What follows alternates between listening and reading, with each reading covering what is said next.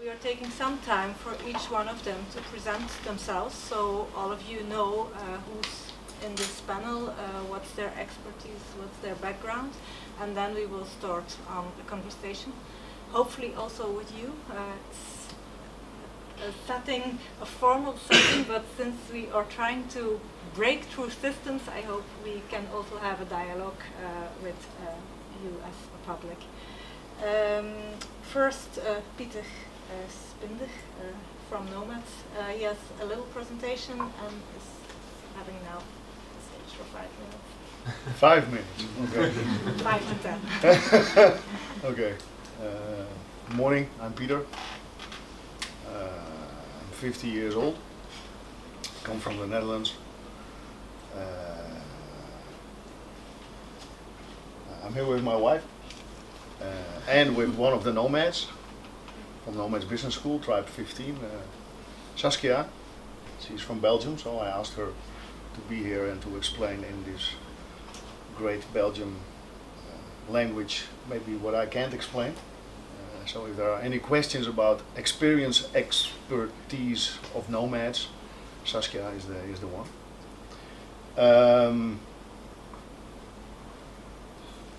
Yeah, I have a short movie about what Knowmads is. It's 3 minutes, and then a little bit more maybe about like where we base our school on, which I call the best business school for the world instead of the world.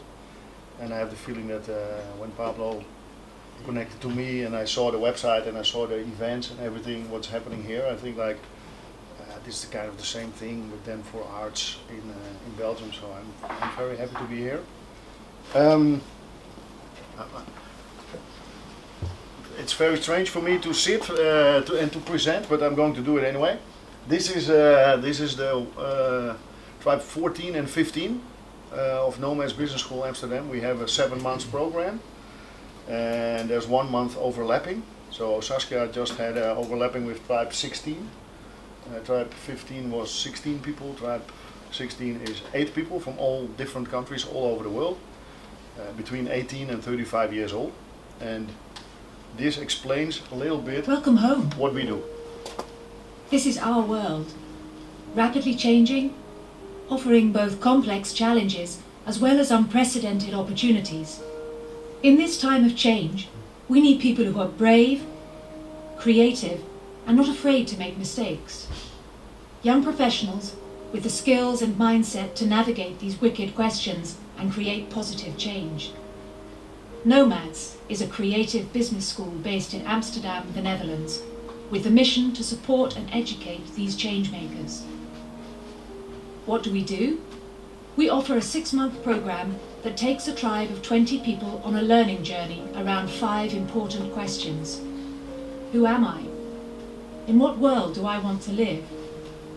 What do I want to contribute or change? How do I create the organisation or project to get it done? And how do I bring it into the world? Students experience a minimum of 30 workshops, facilitated by expert trainers. They work on a personal project, their tribe project, and a real-life project assignment with a company. Students are in school 3 days a week. The rest is for them to explore, kick off their own projects, mess up, and start again. As a matter of fact, a lot is up to them. After the first month, students co-create the program together with the staff. We don't do exams or tests.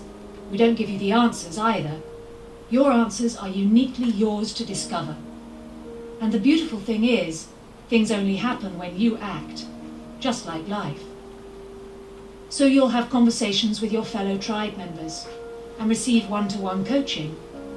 Ask questions, ask new questions, act, see things from a different perspective, prototype, get lost, go on a nature quest, and find your way back. And you'll share your learnings in half-term and final presentations, true moments of celebration. We know it can be the scariest thing to go and follow your heart. Knowmads is not an easy program. It will inspire you and confront you, challenge you and support you, give you a community of people you'll call your tribe for the rest of your life.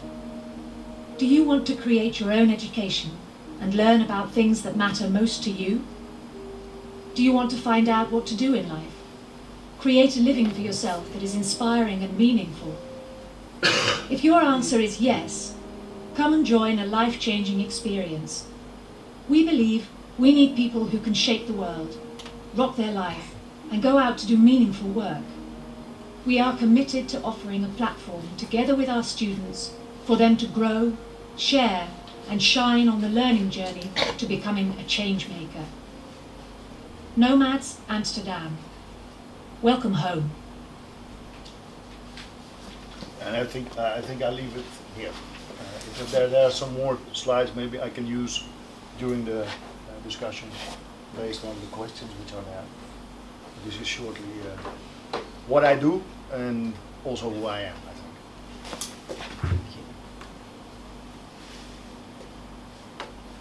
Well, I will go to you. Yeah, Okay. but shall I connect something as well, or I Yes, can show you? you can yeah. connect you here if you want. I was really not prepared of giving a presentation or something, so, but I will try. If you come closer, maybe. Yeah? Yeah. Okay. Yeah.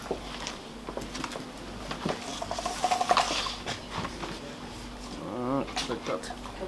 Ja, we gaan daar. We show. Okay. It's possible. Yeah, still. it's still possible. Yeah. Moet hier op zetten.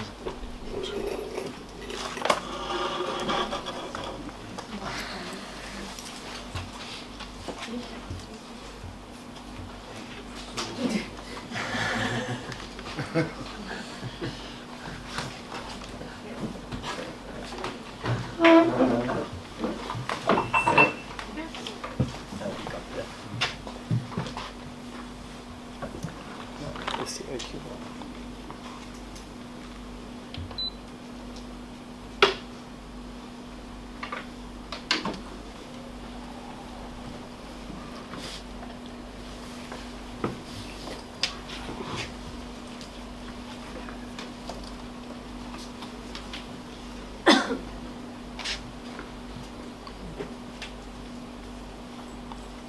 Wat opwarmen. Okay. My name is Jeroen, and I do actually two things. On one hand, I'm educated as a visual artist, and on the other hand, I teach. I teach in an institution. It's called the Willem de Koning Academy in Rotterdam, and I guide final exam students to do their final work. And next to that, I have a really difficult relationship between, on one hand, the institution, and on the other hand, my own practice. So, yeah, raised as an artist, and you have this 24-hour occupation with working in art and teaching, and then it gets really confusing. Am I still the teacher or artist? Or I have to shift and swap roles, and I think the idea of swapping roles, being different identities, is the main thing I'm interested in. So I created something that's called Offcourse. On one hand, being the obvious thing as, okay, of course it's like that, or of course it became different, and also the relation to the idea of the word of course, being off the grid, off courses, and doing things different. And yeah, I can show you, yeah, maybe this work is really nice as well. There's not, I didn't do this, but it's what I think is a really nice piece for you guys to dive into. It's a work of Seth Price, and you can find it in the State Museum right now in Amsterdam. And it's about dispersion, and it's called Essay on the Wall, and Essay with Knots. And actually he wrote this text himself. So it's the ambivalent relationship on one hand with theory, and on the other hand making things, right? Really practical making things. So he writes and he creates art. So he created this work, which somehow is an essay presented on a wall with knots, and having the difficult relationship between, on one hand, the knot, and on the other hand, the text. And it's about being recognized by the institution. So we had a quick brief chat about the institution and about the relationship.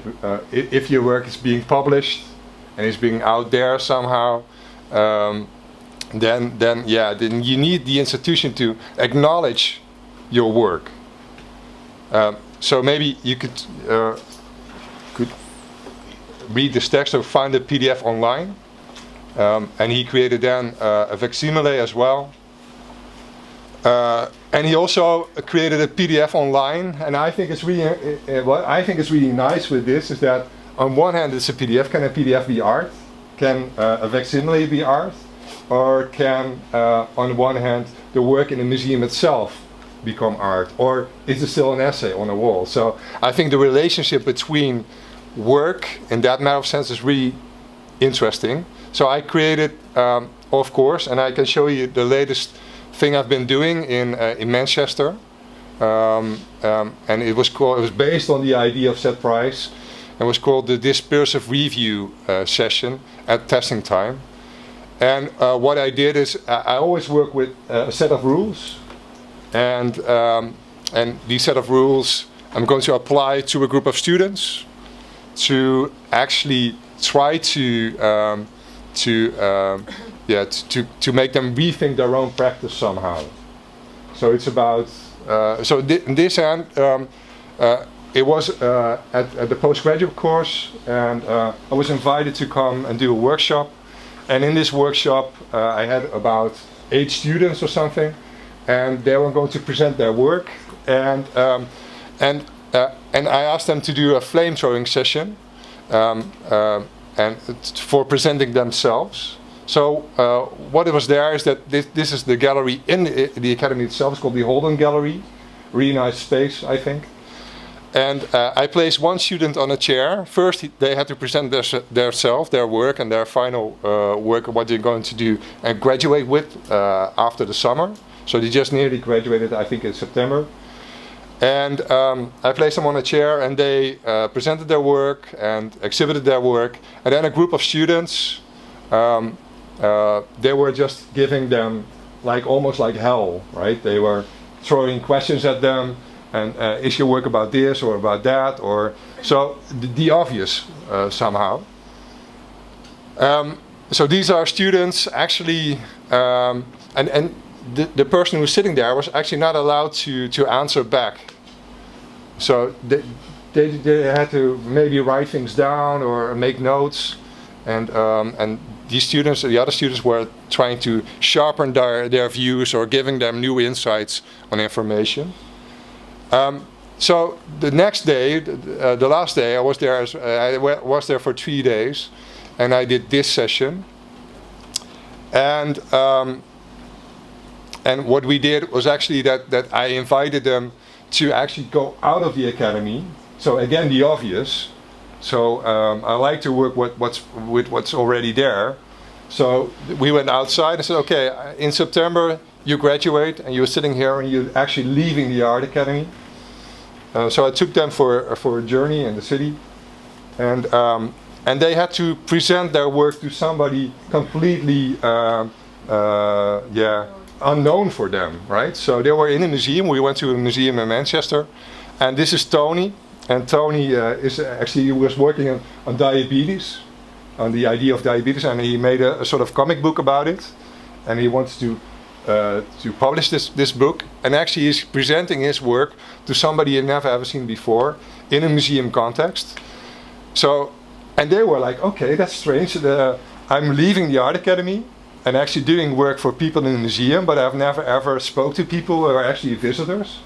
So they were invited and it was quite strange. So we are all standing there looking at how he presented the work to somebody completely strange. And to give an example, this was a student called Susan, and she created 3D printing jewelry, and she spoke to this woman, and she was showing all her work to her, and what I think was really nice, you cannot really see it, but this is the building of the library in Manchester, this one here, in the corner. And this woman actually gave her a really beautiful idea, and she said, okay, she said the words, "I left my ring in the library." So for me that was a really beautiful insight. I was sitting there enjoying the conversation they had, And I thought it was really beautiful because maybe it could turn up to be jewelry for people with dementia or Alzheimer, right? So I thought the idea of that the other, in this case, actually looking at somebody's work fresh, giving exactly meaning to what she had produced is really interesting. I'll show you two other. Yeah, I created this institution, a cross-academic art institute or anti-institute for inappropriate behavior. So that's a sort of tagline I use. And I have like 4 heroes. One is Richard Hell. He's a punk, so I really could relate to the sentence of Pablo, a new punk is due. I really enjoy punk of destroying things, making things shattered into pieces on the ground, and then rearrange them like DJ Kool Herc does, sampling things together, making a bridge between the shattered pieces. And on the other hand, I really adore these 2 persons, and maybe you should read looks of them as well. One is Ingo Niemann, and the other one is called Kenneth Goldsmith. Ingo Niemann created a series of books that's called the Solution series. Really beautifully designed, by the way, by Zach Geis. Really nice graphic design. He says, okay, why should we as designers solve problems all the time? Maybe you should only give the solution. So I thought that's quite a radical way of thinking. So he was like, he published a really beautiful book, Korea, about Korea. And he said, okay, maybe we should all abolish highways, because highways in Korea are not being used at all. Maybe from a farmer who crosses the street from left to right, but there's no traffic almost on highways in Korea. So if you want to have self-sustainable cities, abolish all highways in Europe. And then we have to rethink the idea of the city. So I think this idea of radical thinking of what Ingo Niemann does is really enjoyable. And I really like to try to do that in my education as well, in my teaching with Offcourse. And on the other hand, Kenneth Goldsmith, maybe you know him of UbuWeb. And he wrote 2 great essays, I think, on creative writing. And on the other hand, he wrote a book called Wasting Time on the Internet. And I think wasting time is a really valuable strategy for education as well. Yeah, so I'll leave it with that, I think. Thank you.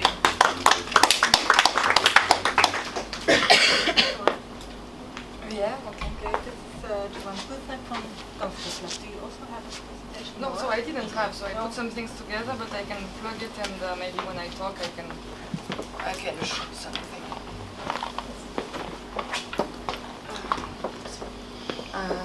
Unless it's not the right... No, it is. We have HDMI. No, also. no, it's fine. Yeah. Which one is this? Do you find? Yeah? Cool. So yeah, basically I'm an architect, and I think this is the basic punchline. I don't know where to sit actually. I will. Or in what direction. No, I can sit on that, but it's more like here I'm there, and here I'm there. And you saw me struggling, right? It's difficult. I saw that you were also a bit turning around. So I love setups for learning, and I'm really questioning the way we are learning together. So for example, this setup here is kind of informal, kind of formal. Makes me turn, it makes me uncomfortable, but this is a bit what I'm interested about in my practice as an architect and researcher.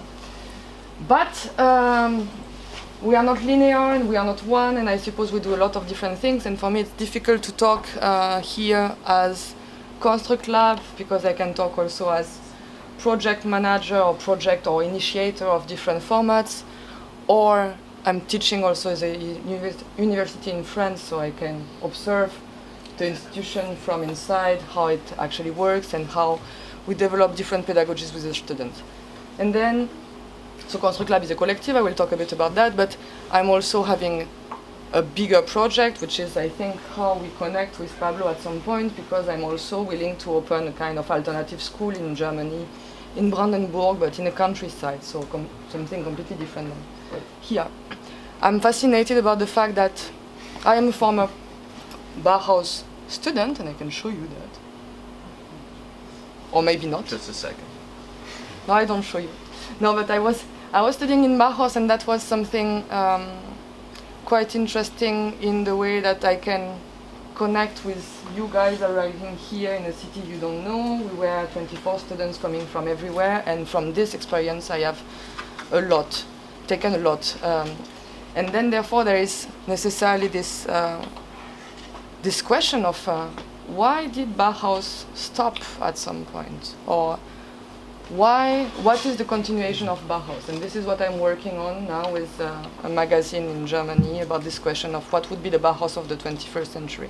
When it stopped, it had some really alternative way or vision to envision pedagogy that was somehow linked to the context at that point that was extremely industrial, mass production of design and so on. But okay, the Nazi came, they are against it, they don't want to pair up, they close the school, some go away, a lot of different schools are then taught by the teachers of Bauhaus, and then there is this Black Mountain College in US.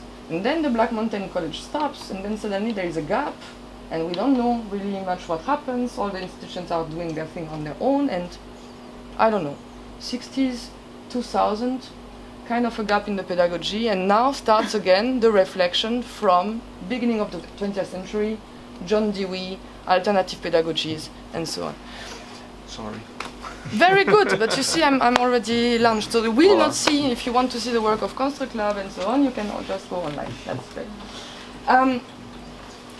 But what I'm really interested, let's explain a bit the work of Constructlab. For the ones that are living here around the corner, maybe you have seen in the summer there was an arch going on in Genk, close by, and that is more or less a pretext. So they are architects, but they are not just architects. They work with visual, graphic people, communication people, curators, and so on. And the fact is not to build up structures, but to build up moments that last after they leave. So it's a kind of collective of architects. You all have something in mind, I suppose, when I say this kind of things. People gather together, build something, create a narration, and then people take over or not. This arch story in Genk was to reactivate a post-industrial site by creating a structure that will leave a trace afterwards, and this structure would be built out of recycled plastic from the homes all around.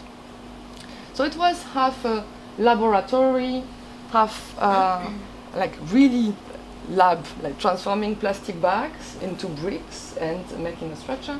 Half a community learning center, half a residency space, and somehow there is no real theory about what we get as knowledge out of it, but there is a lot happening because it's about how do we interact together, how do I as person allow you to give me some input, how do I communicate with you and so on. And this is always very interesting strategies into action to actually learn something that we were not acquainted with somehow. So even as I'm an architect, but I would be super interested to know how a graphic designer is doing.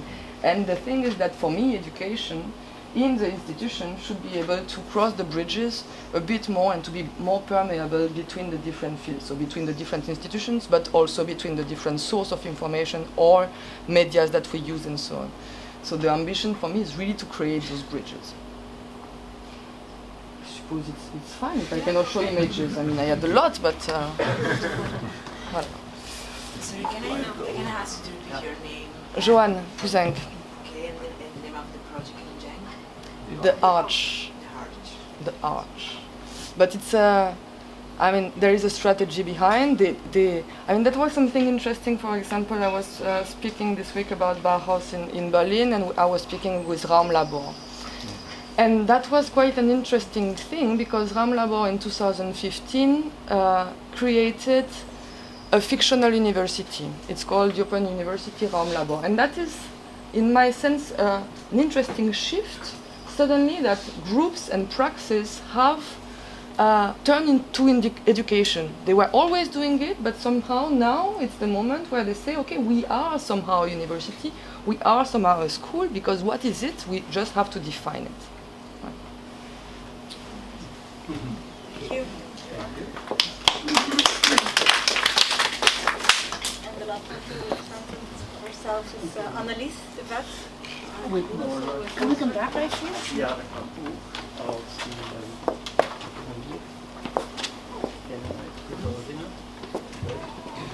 Does someone happen to have a remote control for a laptop with him or her? Forgot mine.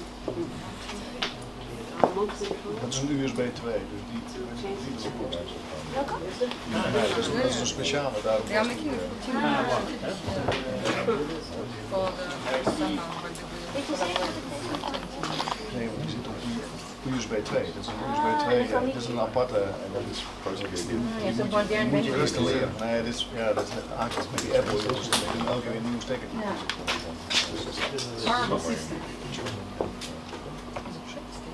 die zit los met zijn swamstation. I tend to say, I want to say too many things, and I tend to do more than time always allows me. So maybe you can just stop me at 5 or 10 minutes and then I stop.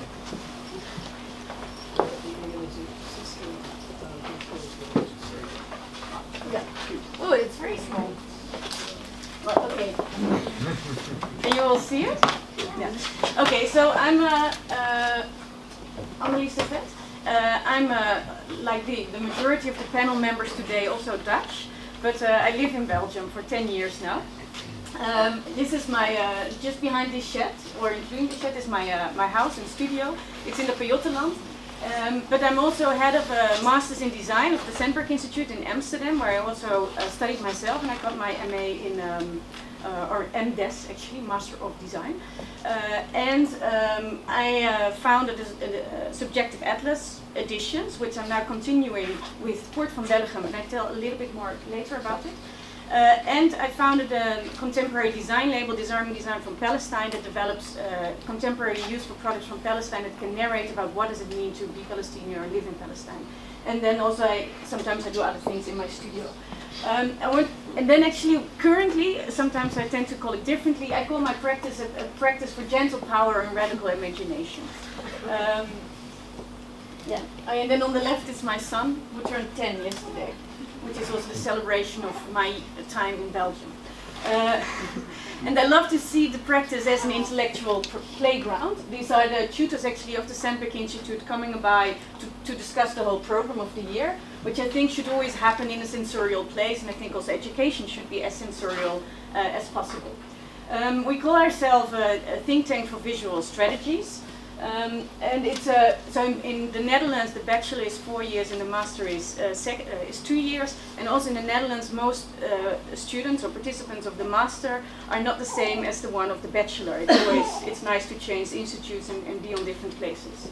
And I love to call it a trust-based educational model. So we start with trust. And I think this is really important. Like, we trust the students, we accept the students to trust us, and also it's quite often an unpredictable environment, unpredictable program, unpredictable processes. But we really try to organize and also underline the trust within the team. And I think that's very important also to be able to fail, to create a safe space, to be vulnerable within the team. We organize a lot of education outside the institutional paths. I think that's very important. And there's another environment, and completely you're out of your comfort zone. You're in a different relationship with each other, and that creates different experiences. Because we're curious about where, the unpredictability of where design can lead you. And I think maybe the core responsibility of design is to generate curiosity. And then I love to see education as desire. Or how can you organize education that makes you desire to be educated, or to be curious, or to develop. And this is also a photo of the team coming together to discuss the program. And I think also, like, the best learning experience is not a cognitive process, but is learning through experiences. And also to see, like, how can design become an emancipatory tool? How can you use it to emancipate maybe yourself, but also voices of or more unheard voices or different positions? How can design voice that or catalyze that? Can design also be a poetic form of resistance? It can be a tool to deal with reality, because I think the reality is quite complex to relate to, but to me I feel that through the practice of designing, through the act of designing, it's a way to think about current developments, about the questions of our time, and through the act of making and through the act of designing you kind of you make the knowledge and you make the problematics yourself, or your own. So maybe we see the designer more as a storyteller, or as a designer, as a facilitator. How can you facilitate environments or acts, or how can you facilitate opportunities for others? Can the designer also be a host? And can this hosting, or the act of hosting, also be an act of designing? And often we see that designers are becoming collectives instead of individuals. So the other thing that's very short a bit the way we look at education at the Sandberg Institute. The other thing is that create a series of subjective atlases that try to thank you. That helps. That maps regions, and often problematic regions, from inside out. What does it mean to live in Colombia and to be Colombian, and what's the perspective of the insider? So currently we're making a subjective atlas of Brussels, and we're part of the exhibition Occupation Designer Curated Backward to Belgium. And then part of the exhibition was to organize workshop in which participants and visitors were able to map Brussels according to their perspective, and now we're working that further out. This is in Pakistan, where I work together with Pakistani artists to map Pakistan from inside out. And there it becomes very interesting, because like the way Pakistan is represented in the media is completely different than the way Pakistan is for its inhabitants. And then also Pakistan is huge, so there's not one Pakistan. And then it's also this workshop in Colombia. And so a series of atlases came out. So the subjective atlas of Mexico, subjective atlas of Hungary, subjective atlas of Hanoi, and they're very visual, those books, and the visuals really, that's what's speaking, and then the visuals have credits to place it and to frame it and to be more precise. Subjective atlas of Colombia, and then of Palestine. I did that in 2007, and that really changed my whole view. It was the first time I went to Palestine, and to understand the situation there, it really changed my view on propaganda, on news, on occupation, on arms industry, but particularly also on what a creative practice can mean in a situation of conflict. So these atlases, they're visual dialogues on identity, and they map certain cultural phenomena. They're a collective tool to unsettle and challenge social, political, cultural, and economic ideas and prejudices.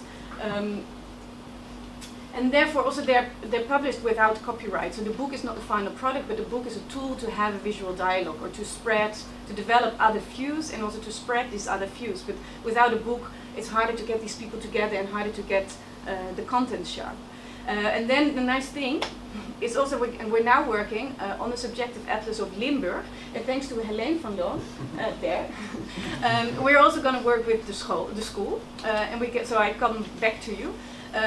To map Limburg from inside out, and this is what we're going to do the next year. The idea is that the book should come out in November 2018, and in January to March, April, we really develop the content and really try to develop a map Limburg from inside out. Like, what does it mean to live in Limburg, to be Limburgian, or I don't know the English word, and then what's the problematics of this region, and we work with different institutes, and all these institutes are inviting participants to map, and then actually it's also a way to give autonomy away. We invited the institutes, but the institutes have the freedom to invite participants, but the participants have the freedom to tell and address what they want to address. And then we put it together, and it becomes a thought-provoking publication. So what I also design is actually this whole process of like how does this collective knowledge and mapping. How can it be organized? How can we address it? How can people get this autonomy? How can they get inspired? Or how can it come together? And what can happen to the book? So right now there's 10 atlases that have been published so far. Brussels will be number 11 and Limburg will be number 12. Oh, that's the So I'm interested in like how can design help to imagine a different future? And how can we use design as a tool to engage with the outside world? How can we deal with otherness, and how can design help us to deal with otherness? And can the organizational structure actually also be seen as the design? And I think for today, thinking about the systems and thinking out of or changing systems, maybe that's also, currently I think that's really a challenge for nowadays designers to really think more in structures and in contexts more than in objects and in things. And how also, like, if you work as a designer, as a creative practitioner in this in this context, and together with institutes and together with other people, like how can you still stay independent, and how can your voice stay independent? Like how can you completely solve in all the collaborations and still kind of be critical about your position and the independence? How do you do that? And how can you emancipate through the act of making? Like these questions have also formed the idea for the design label subject of Desiring Design from Palestine. This is now a project that I've developed in the last 6 years together with a group of Palestinians, where we develop new products. And the question came from a Dutch NGO, where she asked, like, why don't we sell Christmas balls from Bethlehem in the HEMA? That are actually produced in the HEMA. And that question came to me, and then my answer was, well, maybe we could develop a design label, and as a designer I can actually design the context wherein these things exist, and then the things get their position in their story and their impact.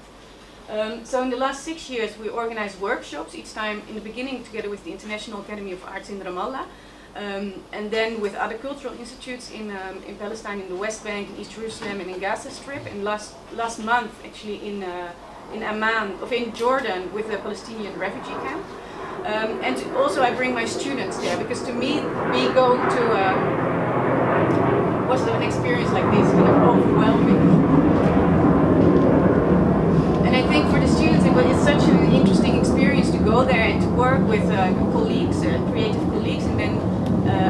On the professional level you're very close, but then on the reality the different people are living in is so full of contrast, and I think that's creates an enormous learning experience. And also the view of the outsider and the view of the insider in the dialogues that causes, I think create a lot of new ideas. So you see some photos of the workshops. And then we work together, and then we do research in the existing production processes and think like how can we use the existing production processes to make new products that can speak of the current reality. So for instance, this is one of the products, Beyond First Impression. On the outside it's white and you don't see the complexity, neither the beauty, but the moment you open, the beauty unveils itself. And here you see someone making it. Old News from Palestine is a bowl made of old newspapers, and the artist is stating like the news is repeating itself too much. I'm an Arab, a t-shirt with a poem by Mahmoud Darwish called I'm an Arab. And then the designer, this is a Palestinian fashion designer who participated in the workshop, actually also produced this t-shirt, so we also share the copyright of the products, and for her it became the best-selling t-shirt. So it's nice to think not just at the design and the object, but then also to what can be the impact, or what can be the spreading of it. Vicious Circle, a spinning top built from the security wall of the division, the wall and the security towers, and they. The statement is the more security you create, the more security you will need. It won't solve anything, but it's a vicious circle. This is Watchtower and Water Tank games, a chess board full of watchtowers and water tanks. But you cannot play the game because the board is totally occupied. He makes it. Checkpoint brush, I go a bit quick through it. So each product has a huge story and impact that tells the reality from different angles. Here's a pillowcase. This is Awakening Googles. So that's the sleeping mask, but it depicts the eyes of the artisans who made it. So here, this is a picture of the women in Gaza, actually in Khan Yunis, who make it. So they make photos of their eyes. We translate them to embroidery patterns. They embroider it on the sleeping mask, and then the mask go out of Gaza. But their eyes cannot go out of Gaza, and when we try to look through their eyes, we see nothing. So here you see the women making it. Scarf. So now we have a whole collection of products. And we sell them, and from the sales we invest in new production, and the idea is that this whole production and development becomes also a self-sustainable model, at least financially self-sustainable. And then here you see a bit the organizational model. This is the team of people that work there. And then what's important is also to have this kind of independence. You also need income. So the idea was that it would only be the income of the sales of the products, but then we realized, no, you really need to diversify your income, and also autonomy and independence also comes often with a financial system. And I think that's also the challenge as a designer, that you can really think out of the existing systems, and particularly also if you work in the reality of Palestine, you have to think outside the given system, because the given system doesn't give any perspective. But there, as creative practitioners, there is hope, or there is ways to see things on a different level. So we have a website where you can buy all the products. We have a studio in Ramallah, that's here. And then this is a picture of the exhibition we had in Brussels, occupation designer, here in Wiels, pop-up shop. It opened last Friday in Museum Boijmans van Beuningen in Rotterdam. There's the products are being exhibited. This is last week in Amman, and the exhibition was torn down yesterday. It was part of the Amman Design Week. And we won the Harmony van der Velde Award last year. And then my last question that I thought could be interesting for this debate is, what I question is like, also dealing with these kind of subjects, is like in which language to speak and how to find the right tone. How do you organize trust? How to secure positions in a vulnerable society with precarious projects. How to treat labor well without weakening your own organization. Is empowering a community strengthening the sense of belonging? Can that also be seen as a currency? Like, should we only think in economic terms if we talk about currency, or are there also social currency, ecological currency? Shouldn't we really open up the thinking of currencies and also embed that in the decisions that we make, and maybe also the society that we organize? How to stay critical and still deal with the given reality. And this is one of the women we worked with last month as the artisans. Half of them were walking in a niqab if they were walking on the street, and then there's always there's a whole other story around it. How to be inclusive while operating in a system of exclusivity.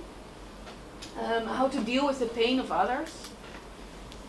And what's female power? Like in the last year, before I wasn't so much interested in feminism. I thought it was something for somebody else. But the last year I became more and more interested really in feminism, and to think about what is a female position, what's female power, and how are women treated in society. Often, like also when people are quoted or heroes that are being depicted, there's a majority of male in that. And like why? Why do we quote male much more than that we quote women? Or what are these positions, and how do women look on a different way? It's something that I'm activating my thinking around it. So that's it. Thank you. Okay, thank you, four of you. So very different stories from the four of you. Today we gathered together to talk about, to sharpen actually our vision here in Limburg, but it's the whole group sitting here, on new insights on education, and especially creative education tomorrow, what it can be. As Pablo already said in introducing this talk, he said that we are often frustrated at moments when we want to go out, frustrated in the system. I think that all four of you, on a different way, break through the system somehow. Maybe it's interesting to have like your vision on how does the system enables you or disables you in what you are doing, because this is one of the frustrations we have here, and it's maybe an insight that we can share on how to proceed from this day on. Maybe Pieter, you started it off, so maybe you can start now on. You have like a very different kind of, we are here got together, a lot of us are coming from an artistic point of view, you are coming from an entrepreneurship point of view, but are busy with creative education, so maybe especially you are not involved in like a traditional institute, school which is a traditional institute. How did you started it up? What difficulties did you? Yeah, I think we are the system as we are here, sitting here. So the system, yeah, it's most of the time it's connected to how it's being organized and the hierarchy. Hierarchy is something which at Knowmads we say like we have a framework. So we don't have a system, but we have a framework, and within the framework, there's as much possible as outside of the framework. The possible combinations in the framework are the same. When we started, there's a lot of overlap, like with the 4 of us. Like I was working with 12 students for 3 months on the West Bank in Jenin. We saw this Palestinian thing. What you were saying in your presentation, Joanne, about certain institutes or certain actions, that there's a school coming out of it. That's the same like what happened with Knowmads. With you, the same thing, like you started inside the system, you started something to do within the system to make a connection. This is what's happening. So we are part of the system. For Knowmads, we started a scales pilot in 2007 in Rotterdam. School outside of the system, and this was also being proven because after 2 years the headquarters in Aarhus, Denmark, which you also know quite well, they became an official education. We had 29 students who didn't want to go on with Chaos Pilot because it became an official education. So that was clear. So then the school closed down, also in Oslo and Malmo and Stockholm. So then it was up to us to start something new, and that's what we did. So the system, I also worked in University of Applied Science in Amsterdam for 19 years, and after 19 years I had enough of fighting against the system, because it's very hard if you want to do something really new, like what's happening here, and also what all of us are doing here, to keep it in the system, because it's being seen as a kind of luis in the pels. I don't know how to say this in English. And what's happening is that's being put out most of the time. Well, actually, on one hand, they want to celebrate it because there's something new happening. But I strongly believe that if you want to do something new, that you need to put it next to the system, and then try to make this also a system in the system, and to connect. In the first 2 years at Knowmads, we were very much against the regular education, saying like, we understand what education is, entrepreneurship, creating safe spaces, starting new companies, new business design, this kind of stuff. And the rest doesn't understand the shit of it, and we went like, nah. But after 2 years, it didn't really work. So then we started building bridges with regular institutes, and that's what we do now a lot. The needed transformation and innovation in regular education,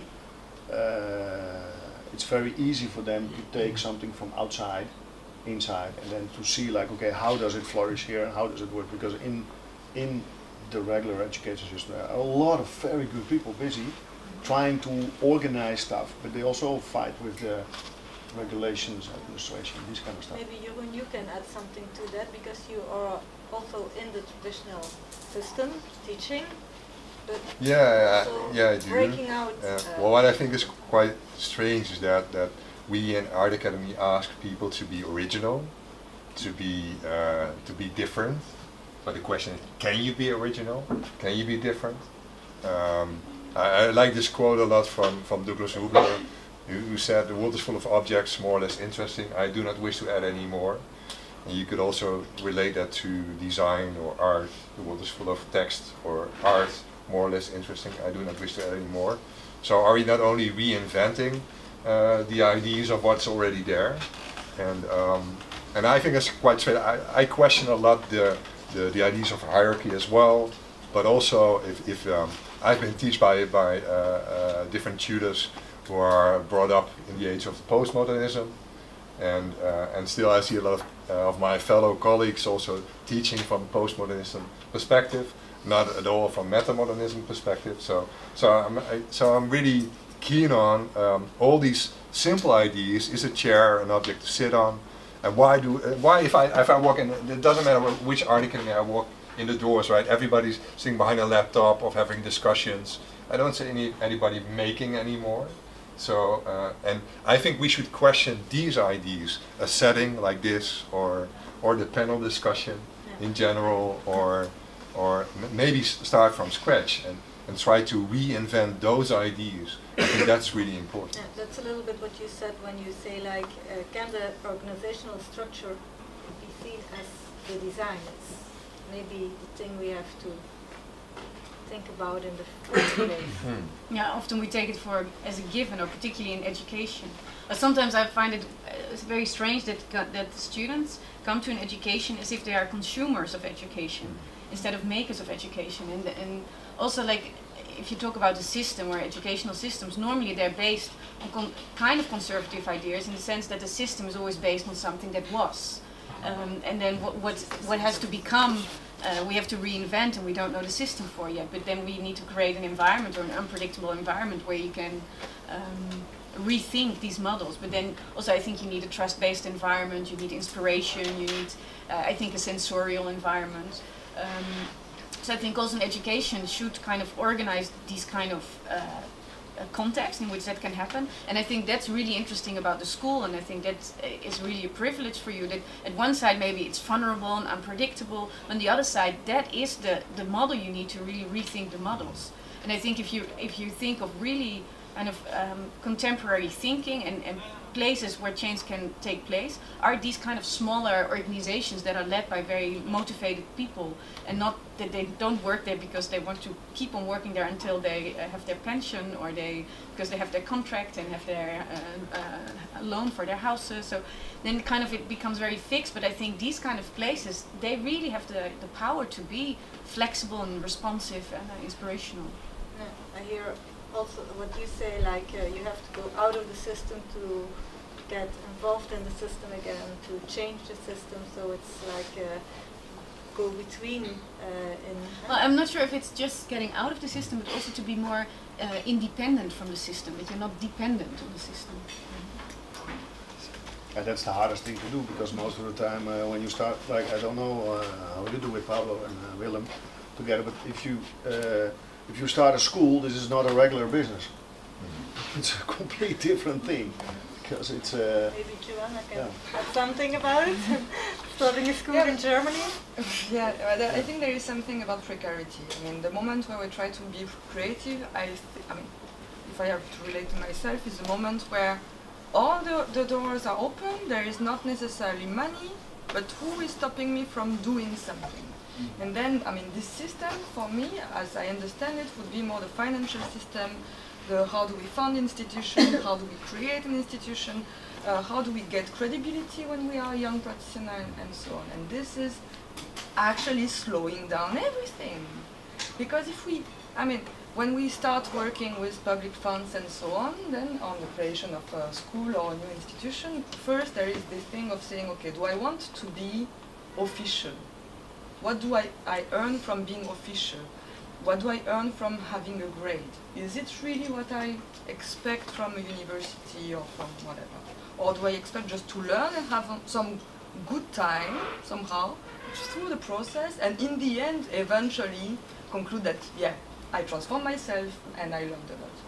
So this, I think there is a need of emergency or of moving from inside that comes with creating a structure. And I think this is what you're doing right now.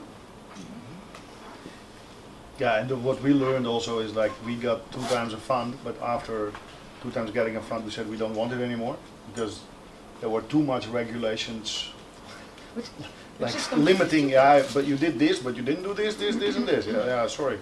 So next year you need to do this. Okay, and then it needs to be self-sustaining. If it is self-sustaining, we also went 2 times almost bankrupt. But with help of the students, as being owners of the learning process, owners of the school, we went on. And also the validation of outside. The validation of having no actual university degree. Yeah, this is something like, so this is, we put it in the system that a system can say that you are graduating, that you are good enough, because this is what it is. Like this is what's happening when you go to school, since you're 4 or 5 years old. 2 things happen. One, you're never good enough anymore, because you need to do all kind of tests and better and this and that, and they don't see you for who you really are. Now, this is the major problem. And then if you don't have a diploma, or a graduate, like at Knowmads, you get a tattoo after 7 months. And you don't need to, so it's not obligatory. It's not obligatory, but that's what it is. I didn't get one. No, we like from tribe 16, I think 7 people. 7 people from 16 people did. Because like, it's also strange to do it obligatory and say, yeah, you need to have a tattoo. What? It's the same thing. So, and also like the tattoo is free, what is in the tattoo, because it would also be strange to say, okay, put the letter P of Pieter on your forehead, or whatever, and so they can design it themselves. But it's just, and it's something which the students came up with themselves, based on actually that the CEO of KLM, I was biking with him, he gave an assignment to the students, because we do real life stuff, and then he was biking with me to the station, and he said like, why aren't you giving them a diploma? I said, yeah, okay, I can make a diploma, but it's worth nothing according to the Ministry of Education or whatever. And then he said, yeah, but you need to give them something. And we were biking through the Haarlemmerstraat, passed by a tattoo shop. I said, we can give them a tattoo. And then he thought like, okay, this guy is crazy. Next day I went to school, and Brock Lemieux, he was the American student. He said, how was the talk with Leo? I said, yeah, nice. I said, but he was only a little bit worried that you don't get a diploma. So I said to him, maybe we give them a tattoo. Good idea. So they did it since Tribe 1. So that's it. The ownership, and like I think this is one of the major things concerning to learning processes. Like if the students are owners of the process, then they go for it. Yeah. Do they have to pay? Of course. How much? 5,000 euros for 7 months. No. And I have a feeling that we are a rich kid school, but it's also not true, because there are people working really hard, like for 1 year or 2 years before they go to Knowmads, and to change this also, to get really a real life, like what's happening in the world, what's happening in life.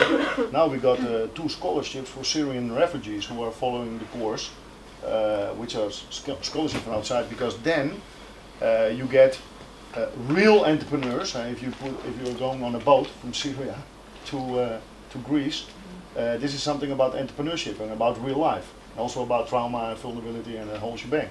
So if you have this in a group, I think it's also needs, the school also needs to be something about a reflection of what's happening on the street, in the world, in the real life. Maybe that's what's lacking us. I think education should always be about real life. Yeah. Whether you are in a traditional institute or in an entrepreneurship kind of school, I think education should always be around real life. And maybe there sometimes we have a problem with teachers who are really experts in teaching and what they and in their in one content, but who also need to guide students into into the world, and maybe that's also when we were talking earlier. What you were talking about, like it's like you have to be involved on a social basis also with your students to teach them more than just. I think maybe the network is as important. Maybe the network becomes the institution. I think that's a nice discussion. I think everybody who teaches, I'm an art practitioner at first, and I think I'm obliged to teach. I think I have to, It's not that I only want to, but also I think I have to, because maybe my network can, and if I work together, because I really like Anna, I really like to do participatory work, where you take a group of people and actually make work, and I can learn from them. So I can take a different humble position. Sometimes I'm the caretaker, or sometimes I am I'm the teacher. Sometimes I'm the student, and I like to swap roles as well in a position like that. So I can learn a lot from students, and maybe even more than from my fellow colleagues. But I love to give them their credits as well. I think that's as important as my own credit. So that's what I really adore about film, for instance, that everybody gets credited, right? That there's of course there's hierarchy, but still I like the idea that everybody gets credited. In arts, only the artists get credited, and I think that's awful. I really hate that. But then there is popping up something which I heard already a few times, and that's trust, I think. It's also trust in who you are yourself, but also who your students are, and knowing that this is you are on an equal base. Yeah, but I also like uncomfortable situations, really uncomfortable. So I did do a class at Willem de Koning where students are allowed to disturb. They have to disturb my class. And they have so we are invited maybe to have class in the swimming pool or at kindergarten, or we did a really nice class in the Primark, in the changing rooms of the Primark, and they had to come with a new outfit they wore when they were kids, right? So they had to find. So I really like the idea of the unexpected, of not knowing what you're going to do next. So I think being uncomfortable is maybe as important as being comfortable. And in uncomfortable situations, I really like them a lot, that you have these uncomfortable silences, for instance, that you really don't know how to integrate with it, and that you start mumbling. And I think that's really maybe unique for that people really don't know what they're going to say next, or that they don't feel comfortable. I really love that. Yeah. And I try to encourage it as well, also for my sake. But trust doesn't mean comfortable or confirming the. No, I know. I think also you take the most out of an uncomfortable situation if you trust each other. Yeah, of course. You need that trust. Yeah, it's not an opposite. Yeah, but I really like yes, that. Exactly. If you say, okay, you're going to prepare next week's class, and I'm not going to do it, and you're going to decide on what kind of a sort of open source curriculum, right? That students are allowed to design the class themselves, and somehow it feels uncomfortable. But if they then conquer that, something really, really nice can evolve. I really like it. Yeah, of course. Yeah. You are talking about real life, but somehow, end system, and we didn't define neither nor. Real life, I suppose that most of the professors and teachers really think that they are doing good for real life. And the way we are teaching right now, still, from school on, is based on these industrial processes, where the teacher has something to teach to the students, but everybody needs to get the same out of it, because we are machines and we need to produce the exact same. And this is something that we didn't question. So, a lot of people question this, and Finland is making it now with project-based education in high school, for example. And now we are back in something, and we needed, I think, the internet to reset what is knowledge, what do we need to learn, and what really do we get out of school.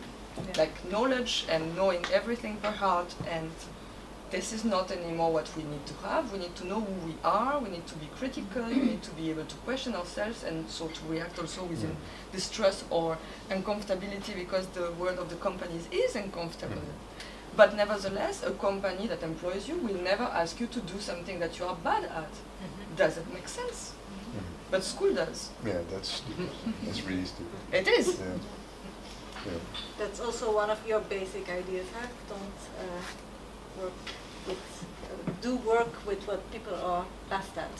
Yeah, like the three questions, like one of the first question we ask at Knowmads is, who am I? And there's not one school in the world who asks these questions, to ask the students to ask themselves who they are. Well, actually this is, according to me, the basis of trust and of safety. That's what we're talking about, because if you are a kid, if you feel trusted and if you're safe, you learn like crazy, like amazing. The most people I teach in university have this huge hall with 150 people. Well, architecture is also the Yeah, opposite. yeah, and then you're standing there, and then there's no trust at all. There's no safety at all. And it's really amazing. And the thing teacher is giving a monologue. yeah, not a because dialogue. it's based on efficiency. It's based on numbers, student numbers, time, and the whole shebang. And then, well, actually, what we're doing at Knowmads is very effective. It's not efficient. Like yesterday I walked in here, and I feel that this is like also how it looks like a school. Most people who will come in here and say, "School? Is this a school?" Huh? No, it doesn't really look like a school. Because the label of school is already like, there needs to, like this architecture of the whole, it's crazy. Like if you think about that, kids the first 3, 4 years, 5 years, they learn the most and the fastest, not in an environment which is unsafe and doesn't trust. So, and then at the moment we have a daughter of 4 years old. She goes to school and she gets conditioned, because this is what's happening in schools. You get conditioned. And then all of a sudden my daughter is raising her finger at the table at night. I said, what's happening? Can I go to the toilet? I said, what? What? Because she doesn't get it, that at school she needs to do this, but why not at home? Because it's the same thing, it's the same. So you get conditioned, and then it's a fantastic school where she is, but it's like, oh, oi, oi, oi. And I think like, okay, here it goes down the drain. Yeah, so safety indeed, and safe space, where you were talking about, is one of the most important things. And, I always say 4 things, like one is rhythm and attention, these combinations of what rhythm are you offering, what attention can you give to the students. Small group, so we will never have more than 20 students in one group. And vulnerability and enthusiasm.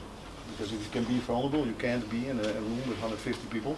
But if you are in a small room, and then if you are close to who you are and where you feel insecure about, then enthusiasm starts, then creativity starts, and then people are flowing. I saw it on your pictures here. Bam! It's going out. I never ever met a creative who's not secure, who's not insecure. Yeah. So every I never met a human who's not Yeah, insecure. yeah. Come on. Yeah. In the life. The other one's life. Yeah.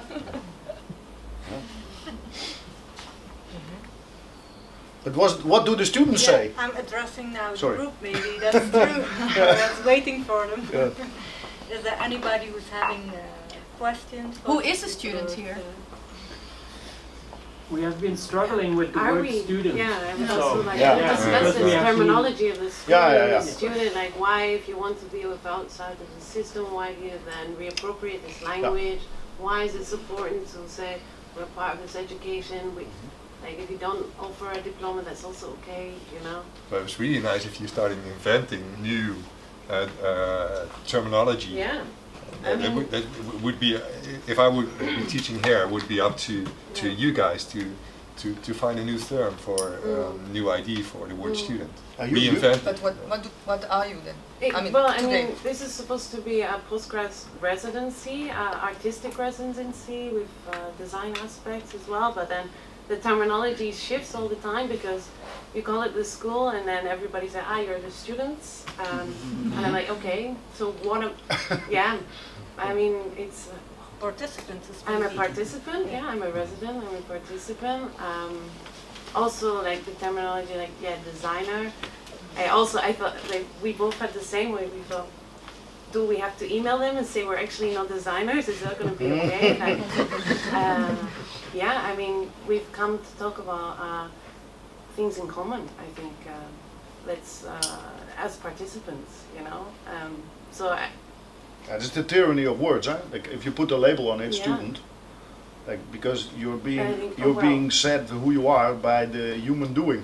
instead of human being. So what are you doing? At Knowmads we had the same thing, and after half a year we had a what the fuck lecture. We have what the fuck lectures at Knowmads once a month, where the idea is that you come out like what the fuck happened here. And one of them was Seth Godin. He's a marketeer. He just wrote the book Tribes, and then they started to call themselves Tribes. Tribe members, tribe, since then. And if they want to change it tomorrow, then they can change it. It's their thing. But there's also an issue with student, as if that's a minor position. Yeah. And I think like I'd love to see I love to see myself as a student, and I think also maybe education teaches you to become an eternal student. But you don't introduce yourself as one. No, exactly. So That's when there is a problematic in the term. It's a nice thing to say always, like, we're all students, and we say it. And when you ask like who's a student, I was gonna raise my hand, even though, well, I am officially a PhD student in some other institution, and here I have a like strange role that I'm still trying to find with Caro. But I think it has a lot to do, and I was thinking about all what you were saying. With a lot of the words like institutions or institutionalization or trust or real life, which could be a very contended concept as well. And for me, that has a lot to do with legitimation, on how are things legitimized, you know, and how perhaps a student is legitimized or a professional is legitimized. For you, for instance, real life is KLM. For some people, KLM would be because you said because we work with projects in real life, and the example was like KLM. For some people, that might be not so real life as well, or that could be another kind of reality. So it's what kind of cues or like what different kind of references we use to legitimize what we do. We're still in a system that works in a different way, and that's why we've been schooled in a way, and that's what Ivan Illich was saying from the beginning, from the beginning, I mean 40 years ago, of criticizing like the school system that, like Joanne was saying, is part of like this industrial model, you know, it's part of industrialization and our kind of paradigm that we're still on. So it's difficult to start to try to find like different kind of legitimation references when still all around society the references are the same. You need to have a diploma, you need to be productive, be efficient, be effective, see it as you want. But I think that's the challenge. How do we build this different kind of reference to legitimate what we do as persons, not necessarily as designer or artist or participant? And I think that's why it's really good what you say, Jeroen, like making the first call to challenge all those roles. Like we have to define our roles. Like Caro and I were engaged from the beginning and say like, would you want to be coaches? I was like, I don't know, what does this mean? Like, I don't know if I can coach someone. But I'm also a participant, and perhaps I'm going to participate in a different way, and it's how do we define these roles? But at least I'm thinking now is how do we challenge these different references for legitimizing yourselves? So there is no diploma. What's the value of it then? Then it has to be perhaps in the production, in the collaborative production. How do we articulate ourselves? Or in the participation, per se, in the conversation, dialogue and experience. Maybe there are all these expectations when it's called the school, it automatically says student, teacher. I find that really kind of problematic. It's like but it's good. It's a provocation. Because not our school, it's their school. So I guess that's may I ask what the motivation for you was to be here? To participate in the dialogue. Because it's not because of the name that I was put off, but I put many questions into my head, and then but in general the immediate open call I found really interesting. I don't know if you know how they did it, but they set up a dialogue between Pablo and Karen, and we could participate in this. We could write our answers as if we were in conversation with them. And I found what they were activating was really interesting to discuss different notions of how education is in place, your experiences, thinking about the city, what moves the city. I think there are very many points of interest that activated my interest in being part of this. But then, of course, I question the name, the school, because of everything it implies. And then the school is not a school this kind of irony I question also, but that's okay. Yeah, that's why we're here to talk about it. But then indeed, everyone says I'm a student again, and I think okay.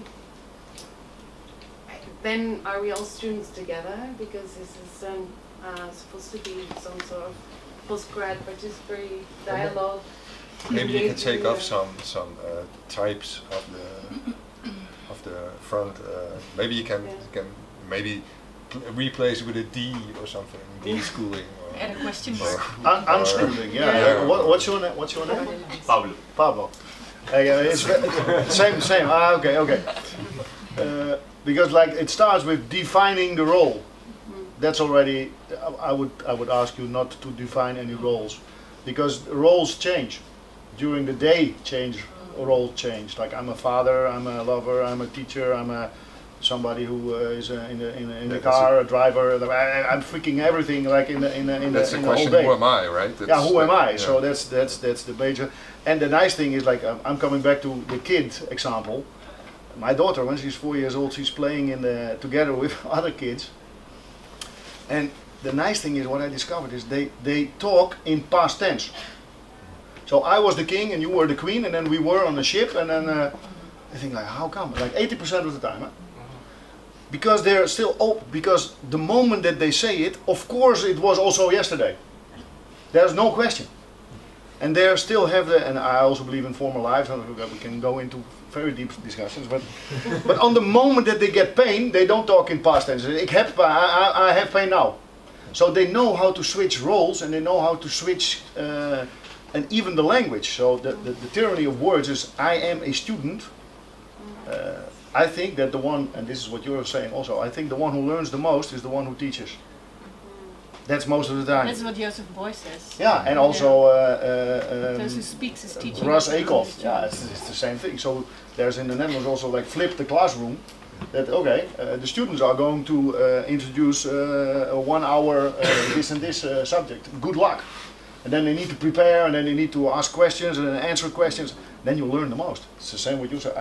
Most of the time I say like I learn the most in a group most of the time. I have to thank the students. Actually I should pay, when you're talking about payment, I should pay the students. Well, you can see a lot in the art world or in the design world that the collective becomes as important. You have this really nice group, it's called Assemble, a group in London, and they won the Turner Prize 2 years ago. And they are a group of just, is it a class, is it a studio? And I think that's really nice that you can't really define what they are. And sometimes there are like 18 people in it, sometimes 20, sometimes 24, and they swapping from size all the time as well. And but what I think also is really important that you guys have to maybe look at the applied arts, or if I attend different graduation exhibits, they all still, also if they're on master level, or I can only talk for the Netherlands because I didn't visit so many here. But if I go to Sandberg or Rietveld or Den Haag or Eindhoven, and I see all these different art academy shows, the graduation shows, all disciplines are trying to reinvent themselves as well. So if you look at, for instance, photography, a lot of photographers nowadays work in front of the camera and not behind the camera anymore. So they create sculptures, and then they take a picture of the sculpture again. Like, okay, what is the discipline, right?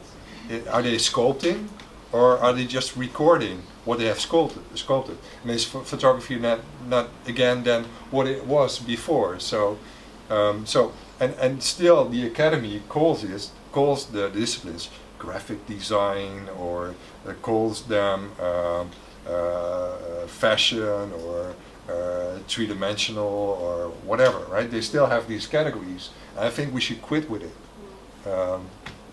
And that's really nice what Pablo and Bill, and also you did it as well, right?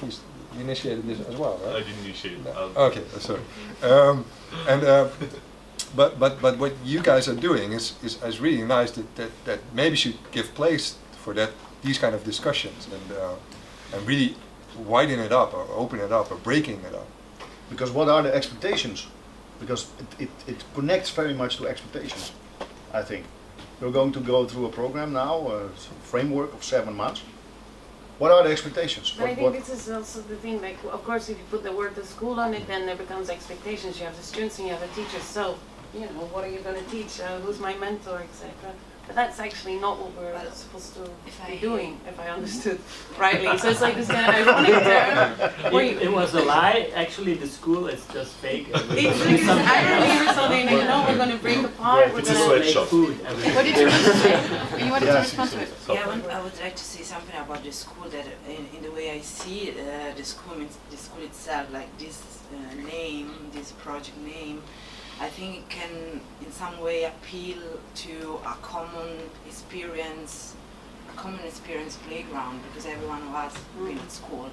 So especially when you deal with collaborative project, I think it's very nice to have this shared experience place, like metaphorical place where everyone can feel connected with, because we are completely different people from different background, from different lives and so on. And affirming or not affirming is not that the point. I think it's the real necessary is to define a new language, a new code to talk about those things, because from my perspective, institution as a precisely rule in society, which is the conservation, not the conservation, but the developing of education system, basically. And I don't, in my experience at least, I never felt like this is the place to make the revolution, you know, like first because there's no enough space for experimentation, at least. And second, because we are all talking about system, but I would like you to define what system are you talking about. We are talking about the cultural system, the economical system, the educational system, because it makes difference to me. And we really talk about a lot about what is a real life, or how we can engage real life in a satisfactory and sustainable way. But for me, the real life, it means a lot the words industry that nobody mentioned here, because I really struggle and I still struggle, I think, to put myself in a healthy and sustainable relationship with the industry itself, because I'm an artist. Which industry? Which industry? Exactly, this is the question, because there's the creative industry, that is something, there's the entertainment industry, that is something else, there's art, you know, like there's design, like there's a lot of, I make a lot of differentiation as an artist, because I had to deal with the industry as well, with creative industry sometimes to develop certain thing of my profession, but most of the time I work with community-based project or socially engaged project that don't really comes out with a product, with a tangible and materialistic artwork. So my relationship with this is part of my research, is part of my questioning every day who I am, what I want to do, what does it mean what I do. But what I want to say, and I finish, is that for me, really, like, learning itself is a lifelong process. Yeah. So there's no way this is one thing, and the second thing that I understand, that people learn when they want to learn.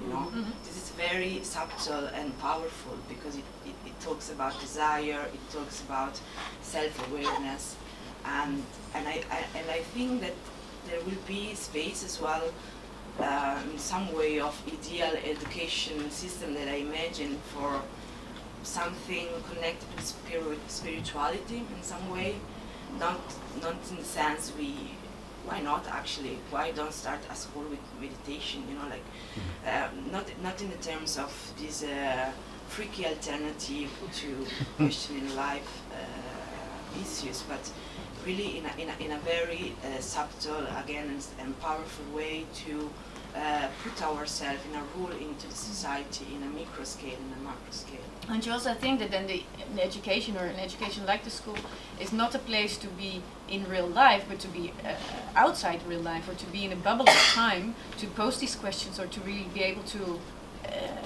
ask these questions yourself. And while outside is these kind of opportunities or institutes, you're constantly confronted and constantly occupied with impulses and questions in real life matters that you don't have the opportunity to question it and dive into it. Is a question. Yeah, well, or Okay. a response. Or I thought that I also like it. Yeah, also with what you post about education should deal with real life. I'm questioning it, whether you actually should. I mean, it's also defined depending on how you define real life, but it's also a bubble of time where you can lose, you get lost in on a good way to really be able to question the questions that you are now posing. Yeah, and what you're saying like connects very much to what you were saying about this second picture you showed about this artist who gives the answers. I have the feeling like, what answers do you want to give? What do you mean? Nah, he was posting. He was. I was showing a work of showing the face of the thing. Unfortunately, he's a man. But I was showing his Very face, right? feminine, Yeah, and he made a series of books called the Solution Series. So sometimes you can already define what do I want to get out of this, right? So that's what. For instance, sorry if I interrupt you. What you show before about the project in Manchester, for me was great. For certain way crazy, because of course people got graduate and have to face the real world. Okay, wow, I have to go out, and I am what I'm doing, I am what I'm creating, and I have to show to people. And maybe it's difficult. It's always difficult to talk about ourselves from an exterior point of view, and sometimes school train you on doing that. But I can't believe that those people never share their hard work, their doubts, their curiosity with friends, with other artists, in a very informal way, because this is the way, it is my experience at least as an artist, is the way artists do most of the time, like sharing skills, sharing doubts, sharing sketches, sharing process. Yeah, with but other people. more they met friends, right? But I thought that was so nice in Manchester is what we did is that we went out to a quite obvious space, a museum, and there your audience is they are in the museum, and do you dare to present your work? And they will actually say, it's quite easy. Normally it feels like it's quite distant that you do something. There's a really huge gap when you finish art academy. But actually, I had a lecture once. I don't know this person anymore, but it was a quite wise word. And she said to me, "Well, always tell what you are working on to everybody, even if it's somebody at the bakery shop or in a coffee corner. Always. So, what are you engaging with now? And try to always present your work because I think." Getting your work out there is also to tell things about your work, and it shouldn't be hard, because if you love what you're doing, then you want to tell it to everybody. It's not a challenge. Yeah, I think this is also about the law of attraction, in some way. But when it's out there. Yeah, and also a balance. It can also be the worst people that keep on talking about themselves. Yeah. What was really nice in Manchester, they were quite relieved. Like, okay, all right, they were doing something that was so obvious. Right, and they were quite relieved at it. You had a question? It's not really a question, it's more of a remark. We're having all these semantic discussions here. I mean, I think Wittgenstein would be turning his grave. But us humans, we're kind of characterized by making order out of chaos. And that's why we define everything. We try to define everything, we try to find definitions, we redefine, we legitimize, we do all kinds of things just to find order in chaos. But why can't we just embrace the chaos, embrace the plasticity? Yeah, of course. And that's where punk comes in as well. I mean, it's anarchy, it's provocation, breaking definitions and breaking taboos, and not explaining them. And not explaining them, because it's through explaining them that we're reinforcing the same system. And that's where my question is: can we exist outside of a system? My theoretical underpinning got most potence and most dynamism if it starts from within. I was once at a performance of the Chaos Pilots in Aarhus. I lived 5 years or something in Aarhus, in Denmark, and And then they were not actually that school as they are now. They were really creative. So there was like in a former meatpacking building, there was a performance where nobody, also visitors, were not allowed to talk. And nobody explained why. And people started communicating at the most beautiful level. And things, well, I think it was one of my greatest evenings ever. And we started explaining things by drawing things or making sounds. Were you allowed to produce sounds? You were not allowed to talk. And it was really nice. I think it was really, and that was one of the first times I was, okay, education can be different. It can be unexplainable, right? And there's also, to come back to you, there's a really nice project in Copenhagen now. It's called the Sisters Academy. And they having the Sisters Academy. And they have an exhibition. It's called Boarding School at how's it called, this building in Copenhagen. And it's really nice because it's about intuitive learning, and it's two women who started it. One I know quite well. It's called Krue Holmberg, and it's really nice. So they work on a whole different level, trying to do something untangible. So I think there's also a difference between design and art somehow. The designer has to really explain what they do and what they made and what they produced, and art in that sense doesn't have to. But what I think is important now, if you compare it with 10 years ago or 20 years ago, when you educate from an official art institute or as aiming to become a professional artistic practitioner, is that you need to understand how the system works to be independent as possible from it. And like 20 years ago, and you graduated, then the system was less complicated. It was less, or the roles were way more defined, and so there was less need to really understand it in order to be dependent from it.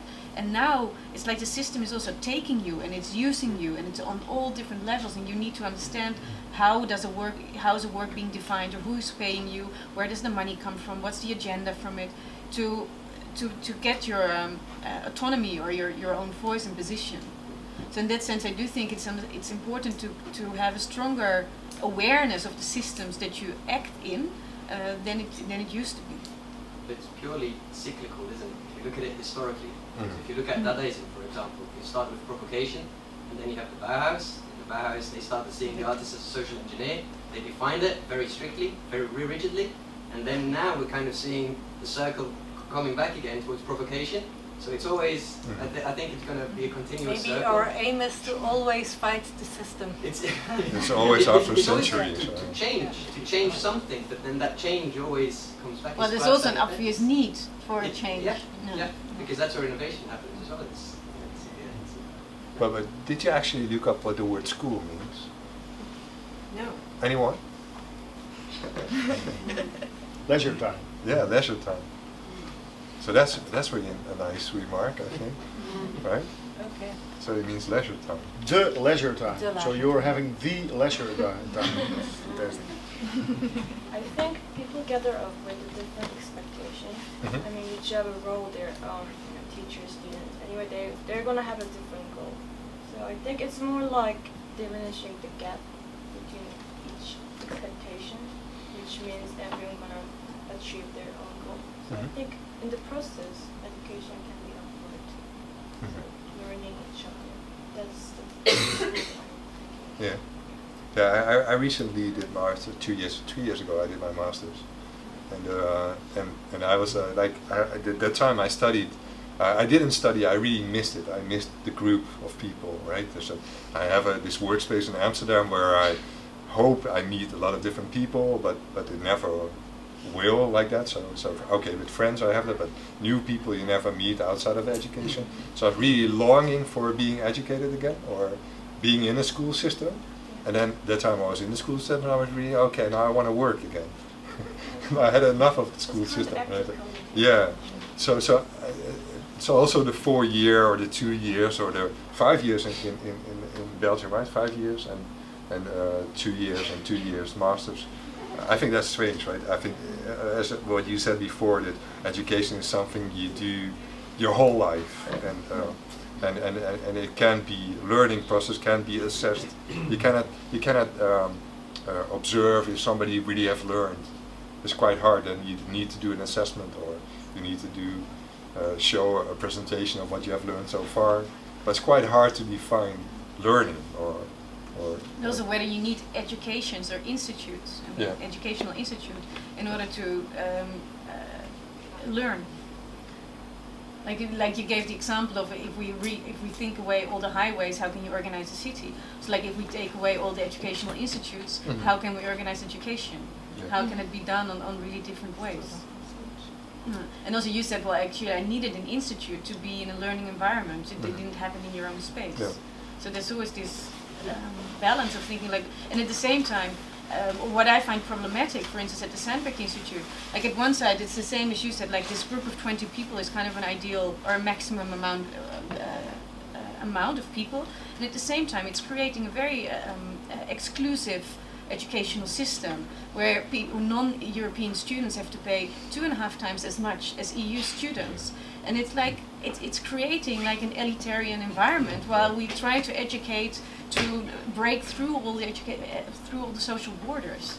And I think that's so. The institute in itself is really problematic for the things that we want to unlearn. At the same time, also if we are a much bigger group, we cannot offer the same kind of quality of education.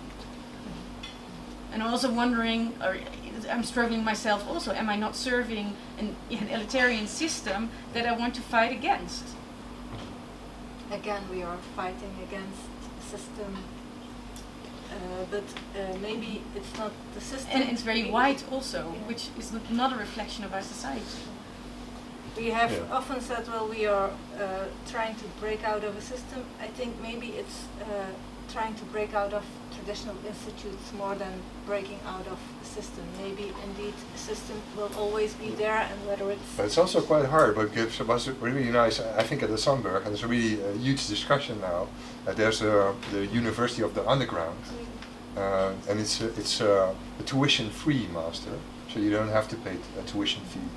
It's actually for free, and it gets sponsored by Airbnb, and it gets sponsored by... No, like Google is free. Yeah, I totally agree with you on that, right? But I think that's so. There's a huge discussion within the Sandberg Institute now, and exactly on what you're referring to. That's why I address it. On okay, if it's then tuition free, and still these big brands get something out of students, or so, but still, can the Sandberg then be reshaped or redesigned or rethought of differently? And then actually the answer is no again. But it depends who makes the decision. Yeah. If the students make the decision, because coming back to your to the KLM, like we didn't decide to work as a school management for KLM. Shell came in. Even worse. And the students were for 2 days, like after the presentation, with a huge assignment. You invited Shell? No. Shell, because if you're doing something new, you know it, then these companies, Airbnb, and they're coming to you. Because they see there's something happening, something new, something underground, the word. And then after that, the students were 2 days talking, should we do the assignment for Shell? Because the money, coming back to the money, we can't run the program with the tuition fees. So we need to earn money as a school next to tuition fees, which is the responsibility of the school, but also the responsibility of the students. So together, we are together in it. Shell, after 2 days, the students invited the guy and said, no, sorry, we don't want to work with you. Same with Red Bull. And then the guy was shocked. He said, why not? Yeah, because you're a bad company and we don't want this and that. And then the guy just started asking questions like, do you drive a car? Yeah, and what do you put in it? Gasoline. Yeah, with not from Shell, no, but okay. But the guy didn't understand it, and my question to the students was, and that's why I asked Pablo to put this on, like it's very much about the questioning, because my question to the students was, okay, if we get Shell 2 degrees to the left more sustainable, maybe we have a huge impact in the world, much more than when we do all kind of free work for small startups and well, that's the question. If you can, that's the question. No, but if you can push this change within the system or outside the system, if you can push Shell to 2 degrees to more sustainable, you confirm the system. And the question is also if this neoliberal system is not a problem in itself. So to stimulate this system to exist can also cause the final problems or increase these final problems. Yeah, and you can't expect, for example, there are tomorrow we can start without oil. There are solutions lying on the shelves, but the problem is we can't implement it tomorrow. So it's also about implementation, and then if you can help Shell, but it's actually not like fighting the system. I learned after 49 years, I'm 50 now, that fighting is not really a good well, thing. that's what Diab Abu Jaya is promoting with his pleidooi for radicalisering, plea for radicalization, is that he says, well, we can't change the system, but we should hijack the system, hack the system all the time. So see what are the existing structures and how can you make it your own instead of completely changing the system, because that will not be possible, and then it's more the economic... I'm trying to question. I'm trying to question the system. I have a question here also. I'm afraid it's not going to be a popular one, so I'm a little bit embarrassed. But listening to you, because myself also have a little bit of a trace at the Rietveld, the word system is the word that appeared here the most. And from those who, I guess most of the people here have a bit of an allergy to that, I wonder if you realize that by having this discussion, we are actually validating a system, though a different one than the one we don't like. And do you see actually that it's working on the same dynamic? So we are actually saying, oh, but they don't see the individual and they are blah, blah, blah, all these common comments. But here is happening exactly the same. And what I was really wondering is, why don't we say, let's tip exit all the white strips of system, whatever, because, sorry, not for the sake of offending anybody, I find it a bit bullshit, because the most important thing for myself as a guest, because I don't know anybody here, is what are you doing? What do you like? Who are you? What do you want? And actually, the thing which I wanted the most to ask is, after your journey at all kind of systems, education, profession, whatever, what do you know? What is the thing which you know already? Like, I know how to make a soup, I know how to breastfeed, I know how to fight, I know how to lose, I know many things, but what about the validation to the stuff which you already know? Where is it? Why do we look all the time at excusing it, or saying that they are those to blame or not to blame, or we are better, or it's so much of a bullshit of the, let's say, spilling energy. Because the most exciting, sacred stuff is what you are made of. You are already a creation, you are already, by who you are, a system. Sorry to remind this word, but this is what you are. And this system is already a complete system. Why don't you talk about that? Who cares a shit about whomever, institutes, organizations, or, sorry for that question, do you ask, where can I survive the best? Because those who will pay your bills, in case, unless it's something that you already saved money for, is a very important question to ask. There are more popular systems that finance people better than those that are less popular. But are you really busy with promoting your own manifest, making this life of yourself, not the world, but your own life, just a bit nicer? That's the only question I have to ask, because it's such a, it's almost addictive, this, well, let's talk about it, because we love talking, because we are verbal, because we love hearing ourselves, and it's so fascinating, and also to listen to others' similar opinions, blah, blah, blah. But, hello, who cares a shit about it? And not that I, in the sense that I don't care, I'm very fascinated, but we have been there already, or what? It's not the first time we discuss these precious values, but we are still at the same place. So why do we need it? Why don't we talk about what exists already? It's 10 times nicer than what we don't like, or what we would like to be already here and is not there yet. And this is, as a guest, I'm just saying, I'm so curious, because Share it, please tell. What is the school? No, not who cares? I don't care about that school. I just want to know. Who are you? Because these titles are based on plenty of pixels of real life stories of people that have a reason to wake up, to suicide, to eat, to cook, to make babies, to fight. Just tell something about this reason, because otherwise we are copy-pasting the same stuff which we rebel against about the system that doesn't count us, the bank system, the whatever finance system, etc. And I think that this is what will make the difference for us, that we stop talking about things that we just validate our existence here. Just pay attention to that, because this is your precious treasure.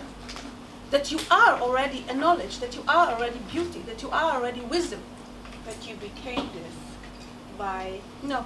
You didn't become. You are. You learn how to learn what you know. You are born. We differ about.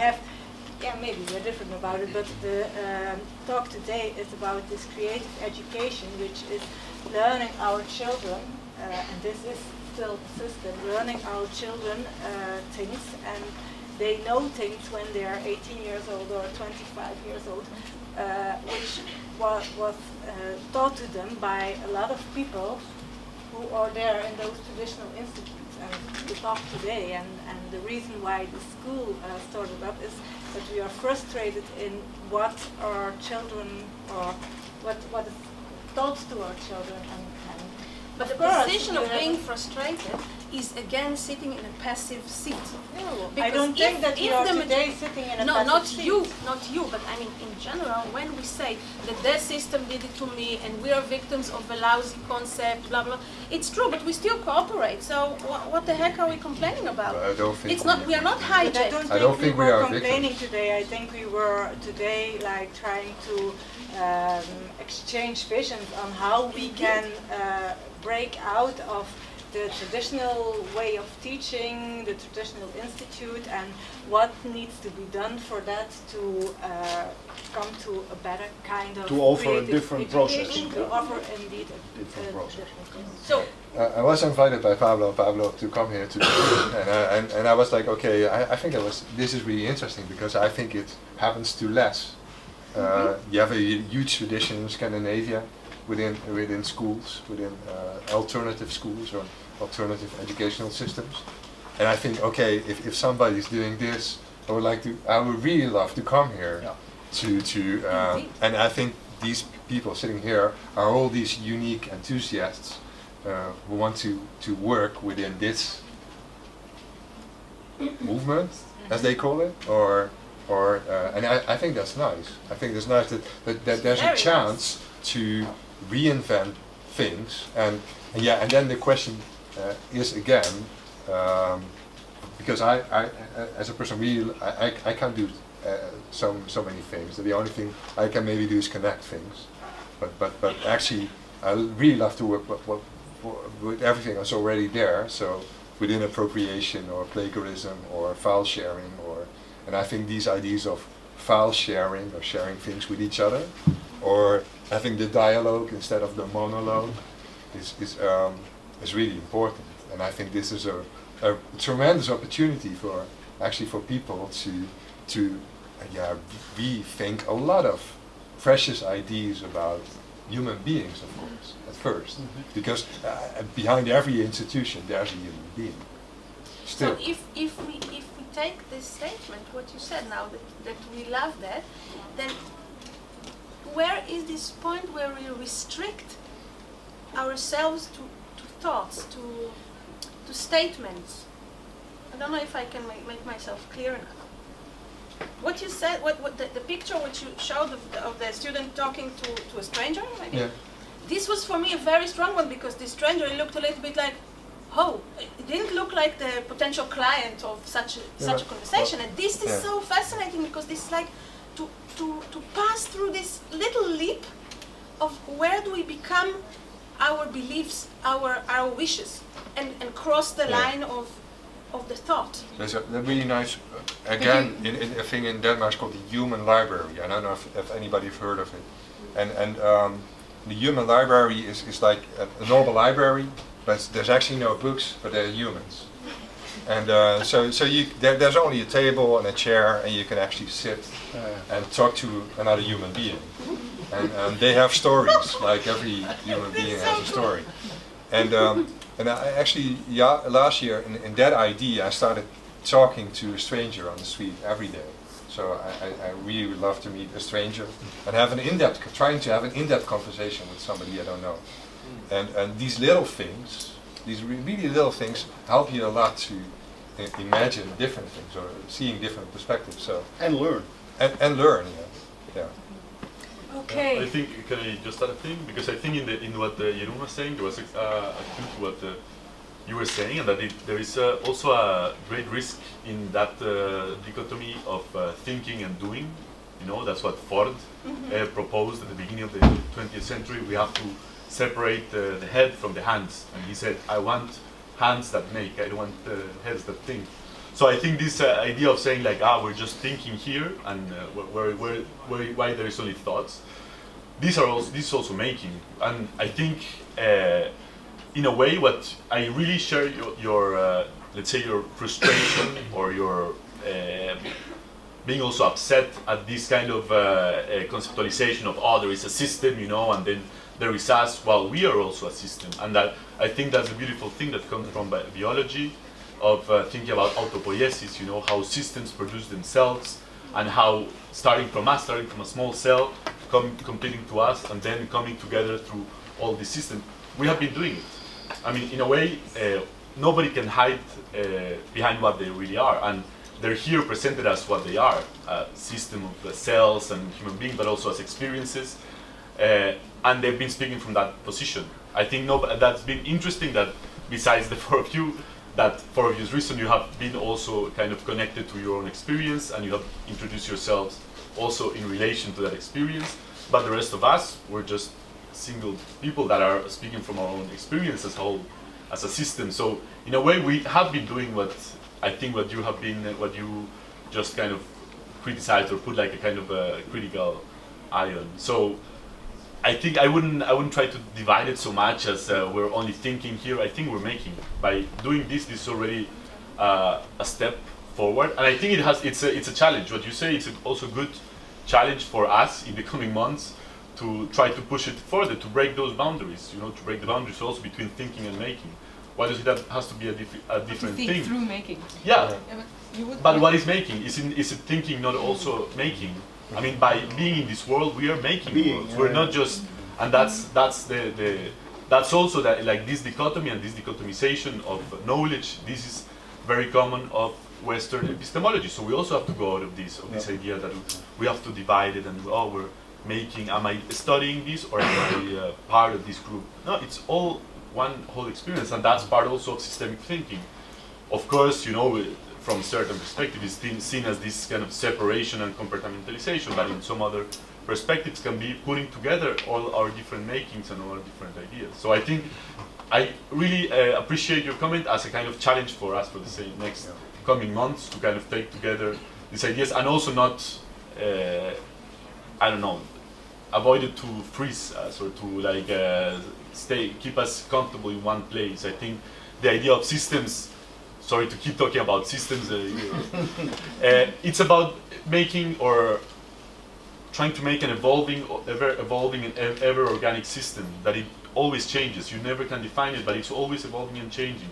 Our roles will be always changing. Maybe connected to being, indeed, like not talk about systems, but about cells. Who knows what's the first organ in your body who starts working? At the moment, it's the one that produces a sound for hunger. Okay. We started half an hour later, so it's indeed 20 to 2 already. And at 2 o'clock there's the next lecture. So, well, I think we are not going to find the answer today on what creative education should be tomorrow. A lot of questions. I think the most important thing I heard was keep questioning Keep what on you are questioning, doing. yeah, And, yeah, question. And if the question doesn't work, change the question. change the question or question the question. Yeah. Okay. We are all we can have a bite here at Tajine, and that's also an opportunity to I think you all stay like for. And we have the same organ speaking. So same that's cells. also an opportunity for those who did not were able to involve in the dialogue yet to talk to maybe some of them or amongst each other. Okay. Thank you very much.